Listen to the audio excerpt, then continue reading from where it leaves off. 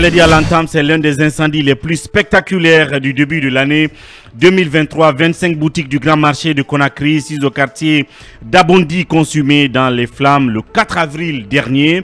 Les flammes qui seraient parties d'un atelier de soudure situé dans ce grand marché moderne construit sous l'ancien président Alpha Condé ont plongé donc les commerçants dans un désarroi total. Au nombre des victimes le cas de Madame Kaba Rokiatou Kaba est devenu emblématique de l'étendue des pertes colossales provoquées par cette catastrophe. C'est l'équivalent de 24 conteneurs d'huile de 20 et 24 pieds appartenant donc à cette dame qui est déjà dans notre studio. Elle va nous raconter son parcours et tout le drame dont elle a été victime. Elle est déjà en studio. Madame Kaba, bonjour. Bonjour monsieur. Bienvenue dans cette émission. Merci beaucoup. Salut Bébari. Tandis, comme il le rappelait, qui en tout cas causait beaucoup de dommages et il y a eu beaucoup de confusion dans l'opinion par rapport au bilan de l'incendie, à ce que vous personnellement vous avez perdu. Dites-nous d'abord, qu'est-ce qui a été à l'origine de cet incendie, Madame Kaba? Merci et merci pour m'avoir donné la chance de m'exprimer, surtout dans cette émission de Mirador. C'est notre devoir. Voilà, et c'est vraiment un honneur pour moi. Parce qu'il y a beaucoup de choses qu'on doit éclaircir, parce que mon image est en jeu. Et ça ternit un peu mon image. Au moment où on devait avoir des compassions, pour moi, ça a été plutôt le moment des critiques, des insultes. Bon, ça, c'est le quotidien. Mais de toutes les façons, la journée du 4 avril, c'était un mardi. Moi, j'étais en mission à l'intérieur du pays. Mais mes agents ont travaillé jusqu'à 17 h. Il n'y a pas eu d'activité. Il y avait une activité de soudure depuis près d'une semaine à côté, parce qu'ils étaient en train d'aménager un magasin. Et ce jour-là, malheureusement, c'est après avoir fermé la porte qu'ils sont venus. Comme leur magasin est contigu au nôtre, ils voulaient souder les supports d'un climatiseur. Mais malheureusement, au lieu de souder sur leur magasin qui doit être climatisé, ils soudent sur mon magasin carrément. Alors qu'il y a une différence de couleur que eux-mêmes ont mis. Ils ont fait la peinture en noir alors que tout le bloc était en rouge. Ils ont fait leur peinture en noir pour marquer la différence. Et je ne vois pas, si vous avez mis en noir pour marquer cette différence, comment vous allez laisser ce magasin noir pour souder sur mon magasin qui est rouge. Alors que nous avons des produits inflammables, parce que nous avons de l'huile. On importe de l'huile depuis 2018, mais de grande quantité. Pour 3 mois, j'ai importé 34 conteneurs. D'accord. D'où? De l'Italie. Tous les produits sont de l'Italie. Sur les 34 conteneurs, il y a 3 conteneurs d'huile. De l'huile alimentaire. Ouais. Il y a 7 conteneurs, 40 pieds de l'huile. Non, les 3 conteneurs sont du jus. Les 7 conteneurs 40 pieds sont de l'huile de marque Dorella. Et 24 conteneurs sont d'huile encore alimentaire de marque Maroni. Donc, ces 6 magasins sont des principaux magasins parce que nous avons d'autres magasins dans le marché. En tout, c'était 8 magasins dans le marché. Mais les 6, vu que le bureau est là-bas, les caméras de surveillance sont là-bas et notre concentration est beaucoup plus vers là-bas, c'est là où est stockée la plus grande partie des marchandises. Donc, malheureusement, la structure étant métallique, avec la soudure, le feu a transpercé. Et à l'intérieur, c'était déjà fermé, malheureusement pour nous. Ils ont tenté d'éteindre le feu, ils n'ont pas pu. Et moi, j'ai été appelée quelques minutes après. Mais c'est allé très très vite. Mais c'est de l'huile. Donc le feu est parti d'une activité de soudure. D'une activité de soudure parce que ce jour, il n'y avait même pas d'électricité dans le marché. Il n'y avait pas d'électricité dans le marché. On ne sait pas s'ils ont coupé l'électricité parce que ces activités de soudure demandent de grands voltages. Donc ils peuvent couper parce que le courant dans le marché est très faible. Ça peut être soit une coupure due à l'EDG ou une coupure volontaire, parce qu'on doit le savoir. Et ils sont venus avec des groupes tympanisants qui fatiguaient tout le monde ce jour-là dans le marché pour faire ces activités. Et quand vous dites vous, c'est qui ce propriétaire de magasin? C'est quelle entreprise? Est-ce que c'est quelqu'un qui était en train de s'installer? C'est un Libanais qui travaille au compte de la société Fouani, qui est venu, qui voulait ouvrir un magasin d'habillement de qualité. Donc, ils ont fait ces activités pendant plus d'une semaine. Moi-même, j'ai apprécié le travail qu'ils étaient en train d'opérer. Parce que moi, j'ai fait l'extension de mon magasin, vu que j'avais toujours besoin de place. Parce qu'on envoyait par mois un minimum de 5 à 10 conteneurs. Mais Sauf que pendant ce moment, vu que le mois de carême s'approchait, nous avons eu 2 fournisseurs de taille qui nous ont donné en tout 31 conteneurs, plus les 3 conteneurs de jus et des pièces de rechange et des machines que je devais utiliser pour, pour une semi-industrialisation de mon activité, qui était déjà dans le magasin, et sans parler des équipements de bureau et les marchandises aussi qui n'étaient pas huile, mais qui étaient en grande quantité. Bien. Et Talibé l'a dit tout à l'heure, avant que les autres posent des questions, et vous l'avez confirmé, c'était un drame qui normalement suscite de l'empathie, de la solidarité, mais certains sont allés plutôt dans les critiques, dans les injures, parce qu'on estimait certainement que vous avez exagéré, parce qu'on a entendu parler d'une valeur de 2 millions de dollars, d'euros, donc de ce que vous avez perdu. Donc, ça veut dire qu'on est en train de parler de près de 20 milliards de francs guinéens que vous avez perdu. Ouais. Et vous avez des documents et tout le reste. Donc, est-ce que vous pouvez nous expliquer, si vous voulez, les étapes, ce qui s'est passé à ce moment, au point que vous perdiez la valeur de ce montant en marchandises? C'est pas comme si vous aviez stocké 2 millions de dollars en espèces, en devises qui ont brûlé, mais c'était des marchandises. Évidemment, c'est la question que j'attendais le plus sur une antenne. Parce que malheureusement, je m'excuse du terme par le manque de compétences de ces journalistes-là. J'ai été insultée et j'ai connu tous les problèmes. C'était la période la plus difficile de ma vie et que je continue à traverser malheureusement. Moi, j'ai importé plus de 2 milliards, plus de 2 millions d'euros, 17 milliards. À l'époque, l'euro était à 8 000 et quelques. En ce moment, le dollar même avait dépassé l'euro. C'était en ce moment. L'euro était au plus bas. J'avais importé 17 milliards. Les preuves sont là. Ça, c'est toutes les preuves. Et je ne peux pas l'inventer parce que la douane a son rapport ici. J'ai le rapport de la douane de l'importation que j'ai fait dans cette période-là. J'ai la facture des fournisseurs.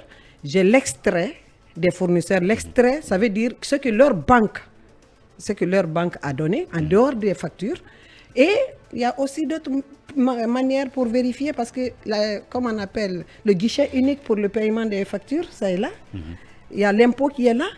Il y a les compagnies Bolloré et Maes qui sont là, qui peuvent tous prouver ce que j'ai dit. Ça, c'est le document de la douane que moi, je ne peux pas inventer. Ça est là.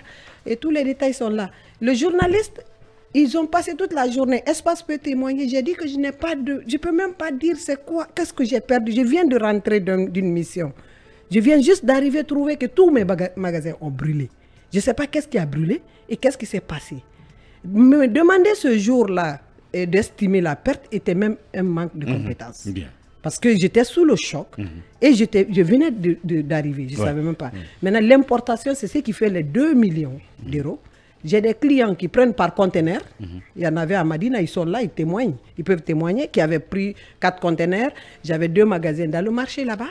Et puis j'avais d'autres qui étaient vendus, qui étaient livrés. C'est ce qu'on déduit dans le 2 millions pour savoir qu'est-ce qu'on a perdu réellement. Mais si tu me prends comme ça en dépourvu pour me demander ce que j'ai perdu, c'est comme si tu veux me nuire. Et c'est ce qui a été fait malheureusement. Si on comprend bien, c'est que avant l'incendie, vous veniez d'importer des marchandises d'une valeur de 2 millions de dollars. Exactement. Que vous avez, une partie de ces marchandises ont été entreposées dans vos magasins au sein de ce marché. Et ce n'est pas un magasin, c'est 6 magasins. 6 magasins. Des dépôts, ce n'est pas des magasins de vente. Au total, c'est 14 magasins qui avaient brûlé. Dans tout le bloc, c'est 14 magasins. 14 magasins. Donc, 6 m'appartenaient. 6 magasins vous appartenaient. Exactement. Et c'est là qu'il y avait ces marchandises. Oui. Donc, vous avez importé des marchandises d'une valeur de 2 millions d'euros et sur lesquels il y a eu des pertes. Voilà. Mais vous aviez déjà commencé à écouler certaines de ces marchandises. Oui, on avait écoulé seulement que la vente était lente. C'est pourquoi toutes ces quantités étaient là. Sinon, d'habitude, on ne fait même pas une semaine sans vendre un conteneur. Des conteneurs parce que nous, on ne vend pas par détail. C'est des gens qui sont là, voilà, on distribue. Nous, on est représentants de ces sociétés. Et ça a choqué les gens parce que c'est une femme, parce qu'on parle de boutique. il y avait toutes sortes d'incohérences qui étaient là pour croire à ce drame-là, à cette perte. Mais moi, je représente des sociétés. Je n'ai pas forcément besoin d'argent liquide pour avoir ces marchandises-là. C'est la crédibilité que j'ai construite. Et vous envoient des stocks. Exactement. Vous Quand les je écoulez. paye, moi, je paye jusqu'à 40%. Ils m'envoient jusqu'à 60%. À des fois, je paye jusqu'à 60%. Ils m'envoient jusqu'à 40%. Parce que c'est un roulement qui doit être respecté. Du coup, je peux pas, même si les banques ne peuvent pas me donner tous ces crédits-là. Donc, comme il y a la confiance, on a travaillé pendant des années, et là, ils me donnent en grande quantité, et à chaque fois, ça augmente. À chaque commande, ça augmente, parce que le besoin est là, la qualité de la marchandise et le prix font que la marchandise est très sollicitée.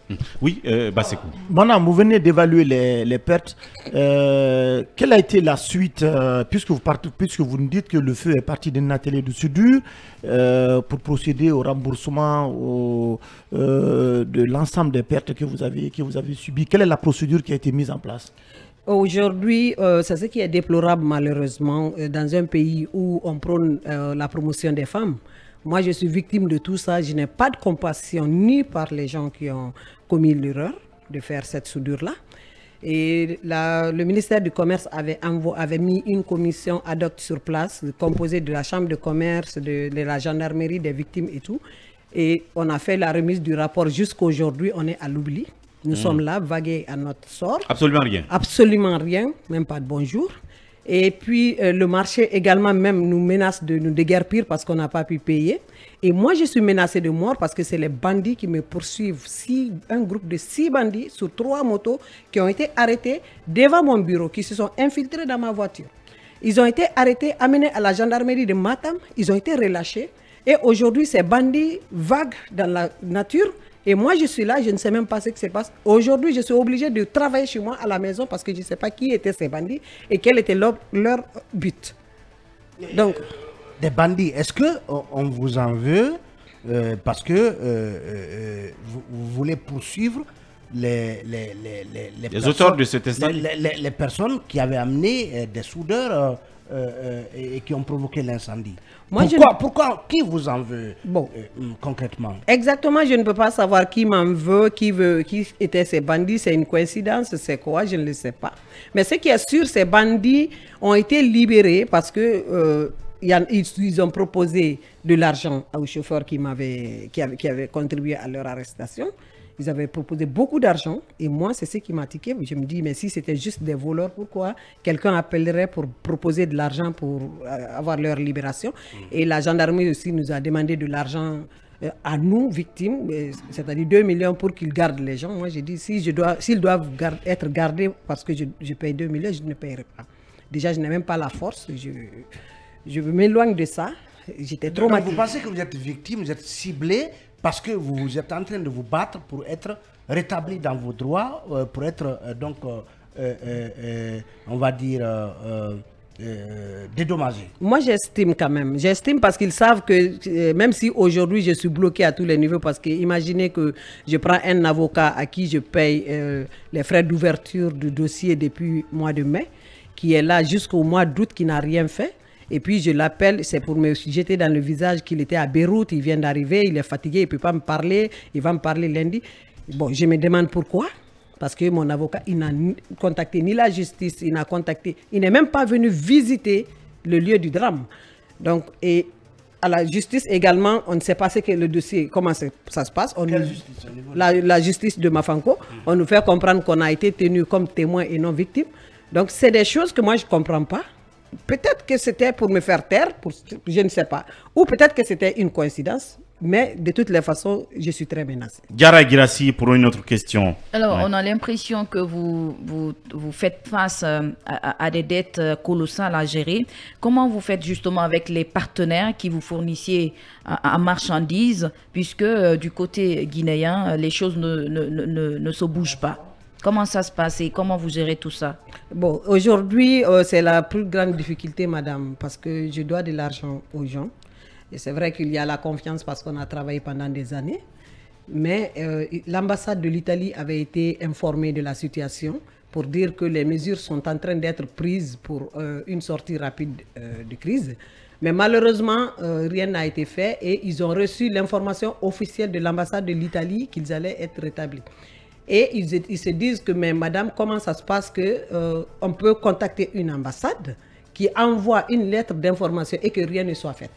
Donc, ça fait qu'il y a des doutes qui peuvent s'installer. J'ai failli avoir... Il y a un qui leur avocat m'avait appelé une fois qu'il va avoir un mandat d'arrêt contre moi. Et encore, je suis revenu voir l'ambassade pour qu'ils interviennent de nouveau. Parce que là, si on m'interdit l'Europe, c'est comme si je mourais. Déjà, ma vie, je vous dis, hein, c'est pas pour extrapoler, mais ma vie est à l'arrêt. Je ne vis pas. Bien. Ouais. Alors, est-ce qu'en termes d'assurance, vous aviez, est-ce que le stock était assuré? Est-ce que les boutiques sont assurées? Est-ce que de ce point de vue-là, il y a des procédures? Bon, et le marché, à eux, n'est pas assuré. Et puis, en plus, le stock, moi, j'avais reçu le contrat d'assurance d'une compagnie. Et puis, la signature, ça avait fait défaut parce que moi, je n'avais pas eu le temps de lire. Et vu qu'on a des problèmes avec l'assurance, parce qu'une fois, il y a un de mes camions qui a brûlé et qui était assuré, je n'ai pas eu réparation. Du coup, je me disais qu'il fallait prendre le temps pour lire. Donc, les assurances locales? Oui, oui. Et ça a été la malchance pour moi parce que je n'ai pas eu le temps de signer. De finaliser. Exactement. Donc aujourd'hui, rien en vue, ni de la part de celui qui est à l'origine de l'incendie, ni de la part de l'État lui-même, en termes d'accompagnement, de dédommagement. Donc, et les chiffres restent les mêmes aujourd'hui. Vous restez de voir combien exactement à vos fournisseurs italiens dans le chiffre global de 2 millions que vous aviez en stock? Bon, après, avant l'incendie, moi, j'avais payé déjà les 40%, comme je l'ai dit. Et puis, après quelques ventes aussi, j'avais payé une partie. Et après l'incendie, l'argent que j'avais payé pour qu'on puisse me donner. Aujourd'hui, moi, je leur dois à une société, c'est-à-dire celui qui a adoré là, je leur dois 290 000 euros. Et puis, il y a une autre société à qui je dois 288 000 euros. Et puis, il y a un transitaire à qui je dois 28 000 euros. Et un autre 12 000 euros. Et ici, il y a aussi à devoir à la douane. Peut-être que... Voilà, donc c'est ça. Oui, donc là on est dans 400, près de 500 et quelques 1000 euros. Ouais, que je dois. Ouais. Même, puisque vous accusez quelqu'un d'avoir entamé des travaux de soudure sur votre conteneur qui n'est pas le sien et vous estimez que c'est de là que le feu est parti, est-ce que vous-même, personnellement, vous avez porté une plainte pour que ça puisse justifier aujourd'hui qu'on ne vous ait pas prise comme victime, mais plutôt comme témoin? Est-ce que vous avez vous-même porté plainte? Bon, moi, je ne peux pas aller directement porter plainte. Je devais passer par un avocat. Et c'est ce que j'ai fait, qui n'a jamais travaillé, cet avocat-là. Et c'est qui cet avocat? Bon, je préfère ne pas exposer pour le moment son nom, jusqu'au jour où le moment va arriver, parce que je respecte un peu le métier pour ne pas dire son nom d'abord. Bien. On va rester sur ce dossier. En tout cas, toutes nos compassions, toute notre empathie. Un dernier appel aux autorités. Oui. Aux autorités, au président, à tout le monde, oui. Bon, surtout le président, parce que c'est la dernière personne que je n'ai pas vue, à qui je n'ai pas parlé, parce que j'ai tellement tapé de portes que moi, finalement, je suis fatiguée.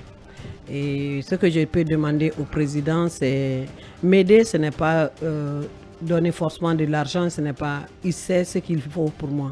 Il sait ce qu'il faut pour me sauver. C'est une femme, une mère qui est en détresse. C'est l'image de mon pays. Parce qu'il donne la marchandise à une Guinéenne, pas à Rokiatou. Et s'ils peuvent contribuer pour que je puisse quitter ce pétrin-là, je crois que ça serait pour sauver une vie. Et surtout, ma sécurité aussi. Je ne demande pas quelque chose d'extraordinaire, mais je demande juste qu'ils pensent à une femme. Bien.